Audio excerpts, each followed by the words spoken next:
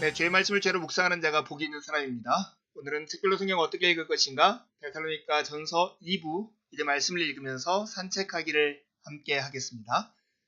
우리가 둘러보기에서 데살로니가 전서가 두 개 파트로 나눠져 있다고 했습니다. 1장에서 3장이 일부인데요. 바울과 새로운 이방인 신하들 사이의 관계를 다룬 거였고요.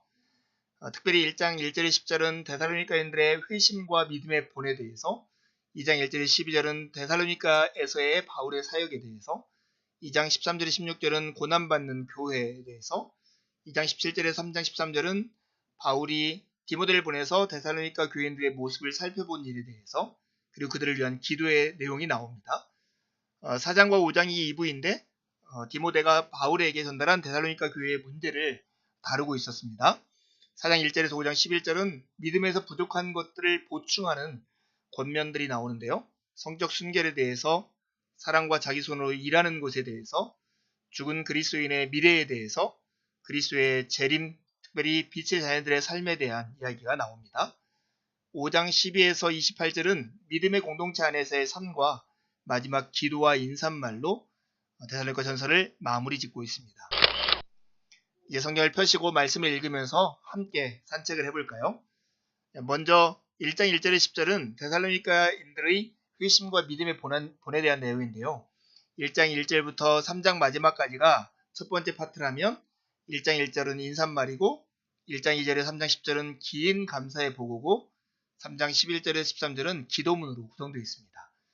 1장 1절에 10절은 복음이 데살로니가에 이른 이야기가 나오고, 그 다음에 데살로니가인들이 그 믿음으로 복음을 받은 얘기가 나옵니다. 네 가지 사실이 강조되고 있는데요. 그들의 회심에서 바울과 성령의 역할이 강조되고, 그들은 성령 안에서 기쁨을 누릴 뿐만 아니라 고난도 경험하게 될 것이라는 교훈을 줍니다. 그들의 회심 소문이 이미 고린도, 다시 말해서 아가야 지역까지 전해진 이야기를 바울이 전해주고요. 그들의 회심이 갖고 있는 내용은 우상 숭배를 버리고 돌아오는 것과 그리스도의 재림을 기다리는 것 모두를 포함하고 있다라고 가르쳐줍니다. 2장 1절에 12절은 데살로니가에서의 바울의 사역을 회상하고 상기해 주는데요. 데살로니가 교인들을 위해서 바울은 종교적 장사꾼에 불과하다는 바울에 대한 사람들의 비난에 대해서 변호합니다.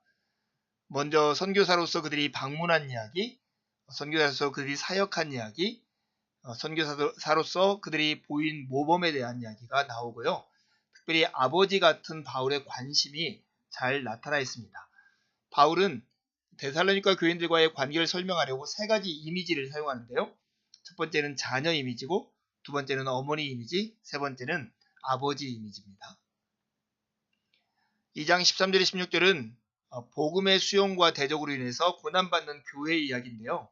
13절에 보면, 이러므로 우리가 하나님께 끊임없이 감사함은 너희가 우리에게 들은 바 하나님의 말씀을 받을 때에 사람의 말로 받지 아니하고 하나님의 말씀으로 받음이니 진실로 그러하도다.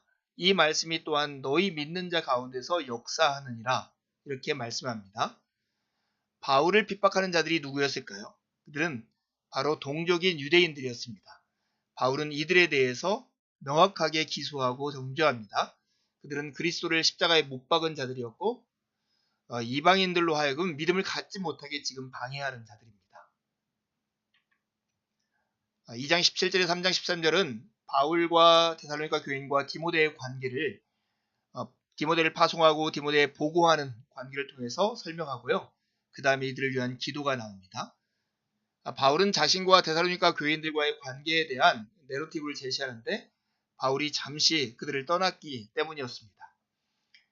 먼저 바울은 자신의 기쁨과 면류관이 바로 데살로니가 교회 교인들이라고 이야기를 합니다. 그리고 디모데를 파송하고 디모데가 보고한 이야기가 이어지는데요. 바울은 데살로니가로 돌아가려고 한 자신의 시도와 이유에 대해서 설명을 하면서, 우리의 소망이나 기쁨이나 자랑의 면류관이 무엇이냐?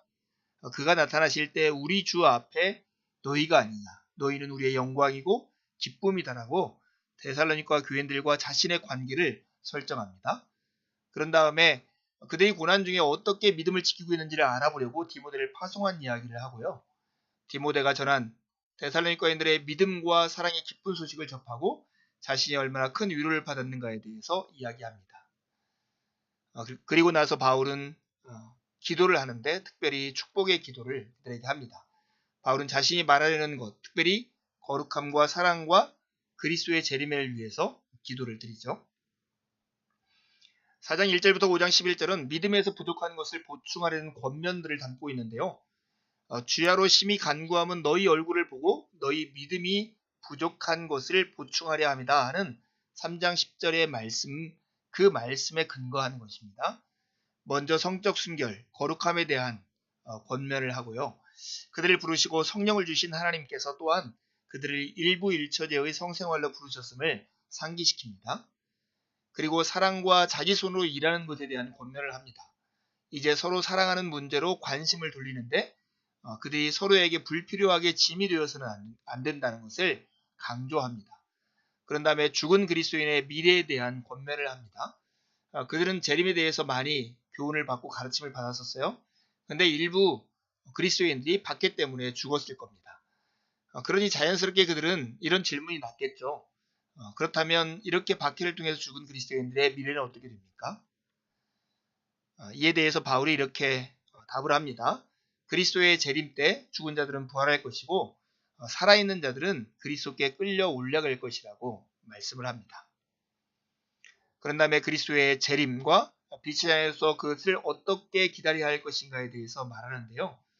이 본문은 경고라기보다는 고난당하는 신자의 공동체를 격려하는 것으로 읽어야 합니다.